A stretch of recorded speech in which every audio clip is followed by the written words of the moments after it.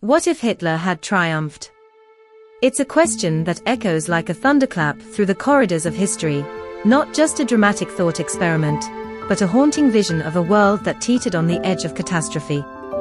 Imagine a reality where one of the most brutal regimes in human history wasn't crushed by Allied forces, but instead rose to global dominance. A world in which the swastika didn't fall in 1945, but instead fluttered atop government buildings in cities across Europe, and perhaps, eventually, the globe. What if D-Day had failed? The beaches of Normandy remain a symbol of resistance and sacrifice, but in this alternate timeline, the Allied landings are repelled in a storm of machine gun fire and mortar shells. Thousands perish, not as liberators, but as a failed footnote in Nazi propaganda. The turning point of the war becomes a crushing defeat, not a beginning of the end. From that moment, hope begins to wither. What if London flew Nazi flags? Picture the Houses of Parliament overshadowed by a red banner marked with a black swastika. The BBC now broadcasting in German. British schools teaching Mein Kampf as gospel. The royal family exiled, or worse. And the Great British Resistance. Crushed beneath the boots of Gestapo squads, as Churchill's voice fades into a distant, outlawed echo. The Blitz was just the beginning. In this world, the occupation is total. What if the world we know was never born? The ripple effect would be enormous. The post-war boom that shaped the modern democratic world would vanish. No civil rights movement. No United Nations. No European Union. No Cold War as we knew it, because there'd be no West left to fight it. Instead, the planet is plunged into an authoritarian darkness, where dissent is obliterated, and history is rewritten by the victors, literally. This isn't just a question for science fiction. This is a window into the terrifyingly plausible. A mirror held up to one of history's most precarious crossroads. Because the truth is, this nightmare world came frighteningly close to becoming reality. So buckle up, we're not just revisiting history. We're rewriting it. Welcome to a journey through an alternate timeline, one where freedom lost, and tyranny wore the victor's crown. Hey there, history explorers. Welcome back to Timelines Rewritten, your portal to the timelines that never were, where the echoes of the past take on strange, alternate shapes and reality is just a decision or disaster away from being completely unrecognizable. Today, we're diving headfirst into one of the most chilling and provocative questions in the realm of alternate history. What if the Nazis had won World War II? It's a scenario that has inspired countless books, films, and late-night debates, but behind the fiction lies a startlingly real possibility. Because make no mistake, this question isn't just dramatic speculation. It's a mirror to the fragility of history itself. Alternate history isn't just about fantasizing how things might have gone differently. It's about exposing the razor-thin margins on which our present was built.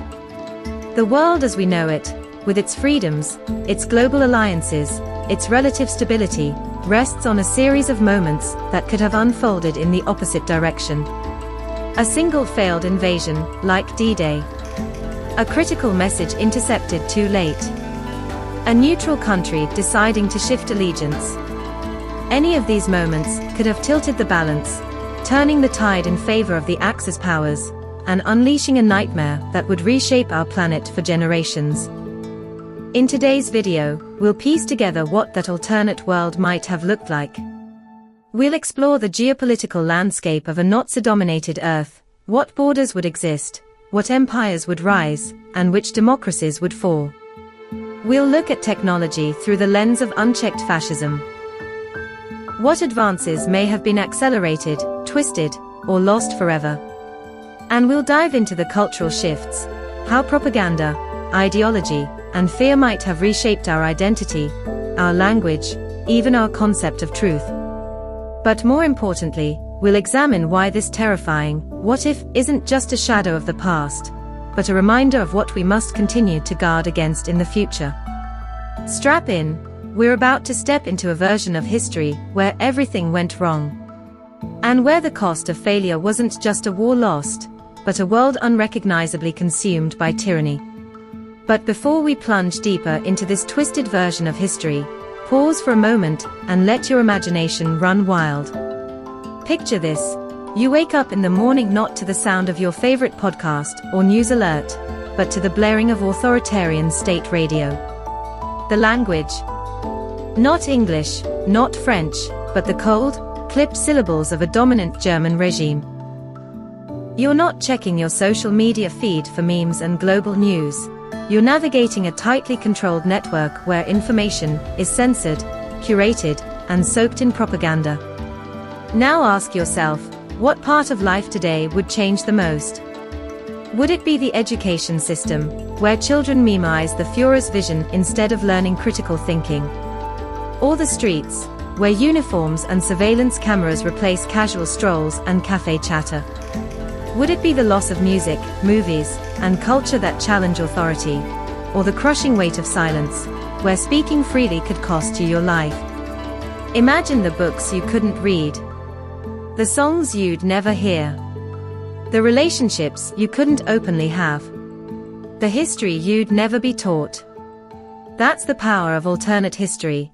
It forces us to see our present through the lens of what could have been taken from us. So here's your mission, fellow time travelers. Drop a comment below and tell us, in a world ruled by fascism, what aspect of modern life do you think would be the first to vanish? Or the most horrifyingly transformed?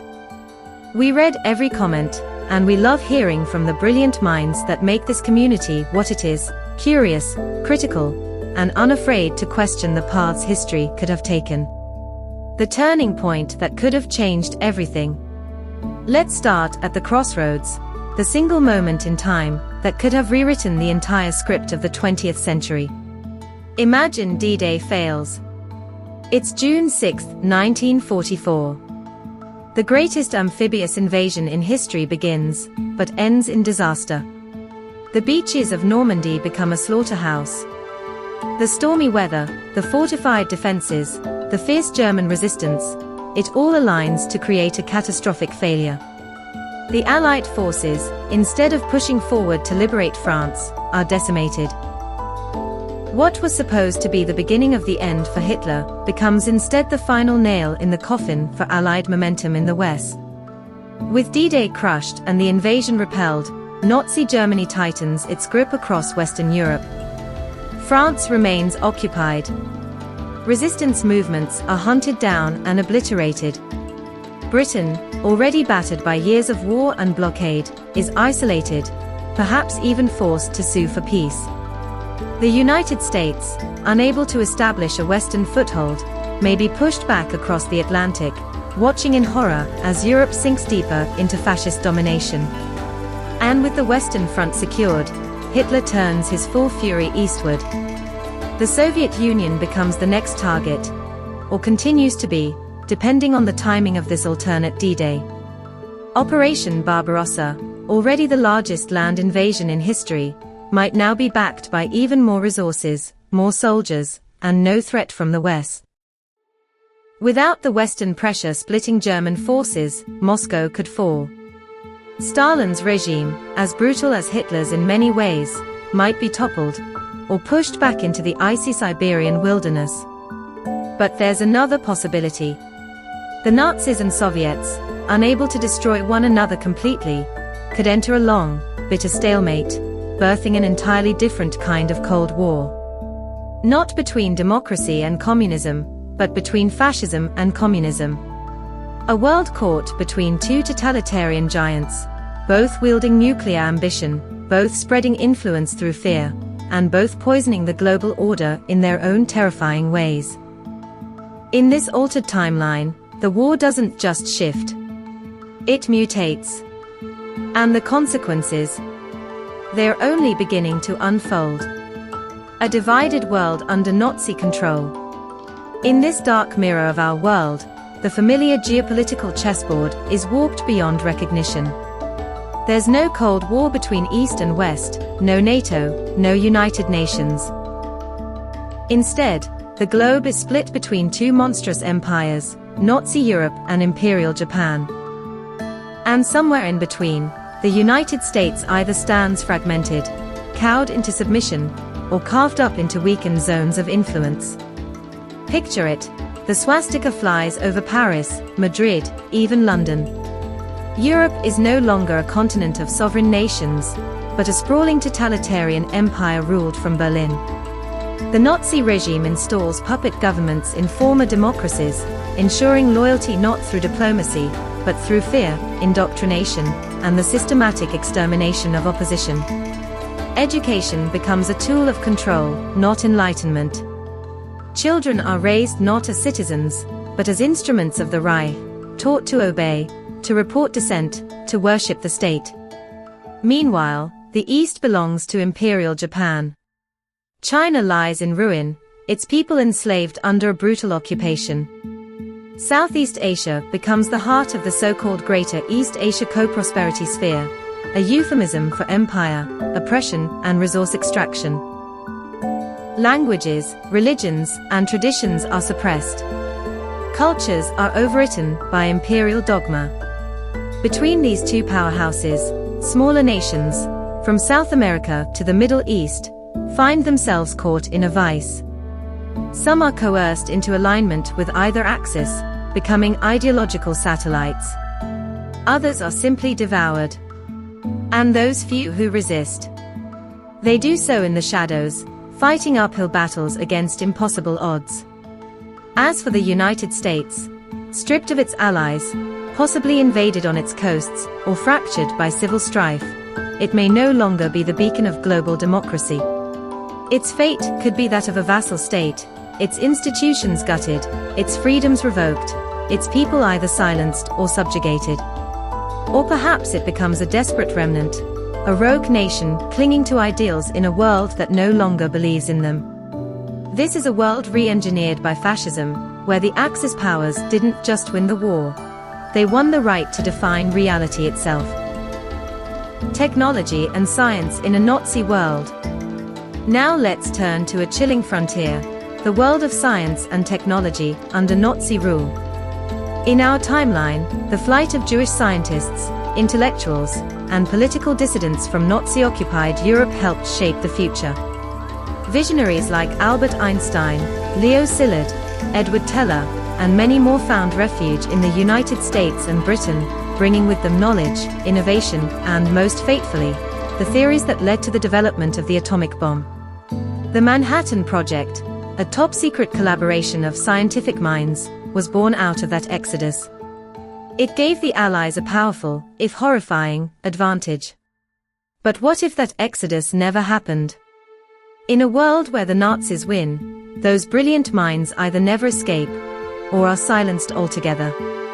Many would perish in the Holocaust, their potential erased before it ever had a chance to spark. But some, under the watchful eye of the Third Reich, might be forced into service, their talents harnessed for a darker cause. The Nazi regime was already investing heavily in advanced weapons programs, from jet engines and rocket science to experimental missiles. In this alternate timeline, with total control of Europe's resources and the scientific elite at their disposal, they accelerate those efforts. Wernher von Braun and his team, instead of defecting to the Americans, stay loyal to the Reich. The V-2 rocket becomes just the beginning. And then, the nuclear question. Imagine a Nazi-controlled uranium enrichment program, a thriving weapons industry untouched by Allied bombing, and a global empire willing to stop at nothing. In this reality, the first nuclear detonation in human history might not have been a test in the New Mexico desert. It might have been an attack. A Nazi atomic bomb, loaded onto a long-range missile, launched across the Atlantic. The target? New York City. It's a horrifying image. Skyscrapers reduced to dust. Millions vaporized in a moment.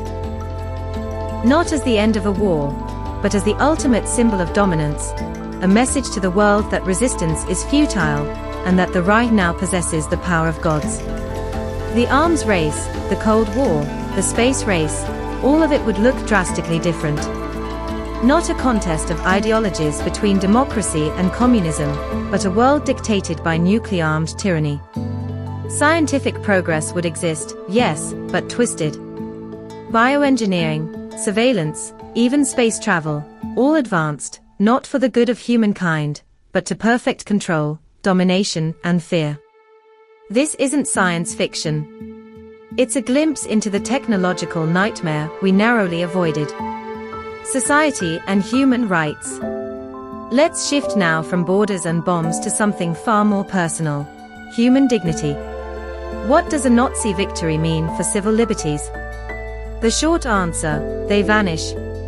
In this alternate reality, the word freedom becomes a relic. Spoken only in hushed tones, remembered only by those old enough to recall the world before the Reich's rise. Civil liberties, as we understand them today, freedom of speech, press, religion, assembly, are not just suppressed, they are criminalized. The state controls every word, every thought, every movement. Imagine cities where massive portraits of Hitler hang from every government building, where loudspeakers broadcast state propaganda 24/7, where schoolchildren are taught that loyalty to the Führer outweighs loyalty to their own families. Any deviation, a whispered doubt, an unapproved book, a private conversation overheard, is grounds for imprisonment, or worse. Surveillance isn't just present. It's omnipresent. A Nazi victory likely accelerates the development of surveillance infrastructure. Phone tapping, street informants, and biometric tracking become part of daily life. Neighbors report neighbors. Children betray parents. Trust erodes, replaced by fear. But perhaps most disturbingly, the Nazi obsession with racial purity intensifies without check. Eugenics, the pseudoscience at the heart of Hitler's ideology, isn't confined to secret labs or fringe experiments. It becomes state policy. Entire populations are categorized, sterilized, or eliminated based on ethnicity, disability, or perceived genetic imperfection. The Holocaust, in this world, doesn't end. It expands. Without Allied forces to liberate the camps, they continue operating, growing in number, in scale, in efficiency. New ones are built in conquered territories. The Reich's vision of a cleansed society becomes an ever-widening purge. Jews, Roma, Slavs, the disabled, LGBTQ+ individuals, political dissidents, and anyone who doesn't conform to the Aryan ideal, all become targets in an unending genocide. And yet, resistance does exist. It always does. Underground movements form in secret basements, deep forests, hidden mountain caves. Artists and poets smuggle banned literature. Scientists continue forbidden research. Musicians compose songs of hope in code. People risk their lives to keep the flame of freedom flickering in a world of darkness. But their fight is desperate, their loss is massive, their victories fleeting. Society, as shaped by the Nazi victory, is not just authoritarian, it is dehumanizing.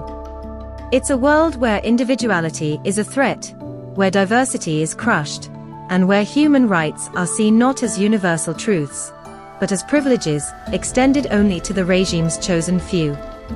This vision of the future isn't just dystopian, it's a warning about how easily civilization can slide into tyranny when good people are silenced, or too afraid to speak. Culture, language, and identity. Now, let's dive into something less visible, but just as powerful: the way people think, feel, and understand the world, the cultural consequences of a Nazi victory. Imagine an entire generation, or several, raised not on values of democracy, equality, or human rights, but on a steady diet of fascist ideology. In this world, truth is whatever the regime says it is. History is rewritten. Heroes become traitors, and tyrants are painted as saviors. The atrocities we remember today, the Holocaust, the invasion of Poland, the burning of books, the destruction of lives, are not condemned, but celebrated. In Nazi-controlled territories, German becomes the dominant global second language, taught not out of interest or opportunity, but necessity. It's the language of power, of governance, of status. English, French, Russian, and other languages are suppressed, especially in colonies and puppet states. Regional dialects and indigenous languages disappear altogether under forced assimilation. Cultural identity is steamrolled by the ideology of the WWII. Swastikas aren't taboo in this reality. They're everywhere. On billboards, in classrooms, stamped onto children's textbooks, and printed on currency. Statues of Hitler dominate public squares. State-run media floods the airwaves with triumphant anthems and propaganda dramas that glorify the Aryan race and demonize the other. Art, film, and music aren't free expressions of creativity, they're tools of indoctrination. Jazz is outlawed. Expressionism is condemned. Modernist literature is purged. Hollywood doesn't produce superhero films. It churns out regime-approved cinema that rewrites history and romanticizes the Nazi cause. Censorship is absolute, and the only permitted art is that which glorifies the state. World War II, in this twisted timeline, isn't remembered as a catastrophe or a lesson in human cruelty. It's remembered as the dawn of a new age. Nazi textbooks describe it as a righteous conquest. There are parades every year to honor the heroes of the WWII. Holocaust denial. Irrelevant. In this world, the truth of genocide is buried deep, hidden from view, or justified as a necessary cleansing. Religious diversity. Gone. Cultural pluralism. Erased. People are not encouraged to celebrate who they are. They are forced to become who the regime wants them to be. This is more than oppression, it's psychological colonization. A slow, methodical erasure of identity, memory, and truth. And the most terrifying part. In a world like this, children grow up believing it's normal. They don't know a different world ever existed. That's why alternate history isn't just a game, it's a mirror showing us how fragile our freedoms really are, and how easily they can vanish if history takes the wrong turn. The lessons we must learn. Alternate history isn't just about crafting fantastical scenarios or imagining what could have been. It's about understanding why our world is the way it is today, and recognizing how fragile it truly is. Think about it. The Nazis lost. The Allies triumphed. The free world, democratic, pluralistic, and human rights focused, was preserved. But imagine how close we came to a very different reality. A world ruled by fascism, tyranny, and a warped ideology that sought not only to conquer, but to reshape humanity in its image. Had the tides of war shifted just a little, if D-Day had failed, if Hitler's forces had taken the Soviet Union, if the US had fractured under internal conflict, the future could have been ours, yes, but it could also have been terrifyingly different. The future could have belonged to tyranny. A new global order under the Nazi regime, where freedom wasn't just restricted, but erased. So, what does this teach us today? It teaches us that freedom is never guaranteed. In our modern world, we often take for granted the liberties and rights that many people around the globe still fight for. We believe that democracy is a given, that rights will always be protected, that history's darkest chapters won't be repeated. But history, particularly the history we've just explored, shows us that those things can be lost. They can vanish if we're not vigilant. Democracy is never permanent. It's a system that requires constant nurturing, active participation, and above all, the willingness to stand up when it's threatened. We've seen, throughout history, how fragile democratic institutions can be, how easily they can be undermined by fear, corruption, and complacency. Just because we have a democratic society today, doesn't mean it's guaranteed to last forever. And perhaps the most important lesson of all, the lessons of history must be remembered and protected, every single day. If we forget the atrocities of the past, we risk repeating them. If we allow ourselves to become complacent or disconnected from the struggles that came before us, we risk slipping into a future where the horrors of history resurface. Remember, the power of history isn't just in knowing what happened. It's in understanding why it happened, and making sure we don't allow the same mistakes to happen again. So, as we reflect on this alternate history, a world where the Nazis won, let's not just marvel at the what-ifs. Let's use it as a reminder. A reminder to be vigilant, to protect our rights, to preserve the freedoms that we too often take for granted. Because if we don't, who knows what history we'll be living in tomorrow?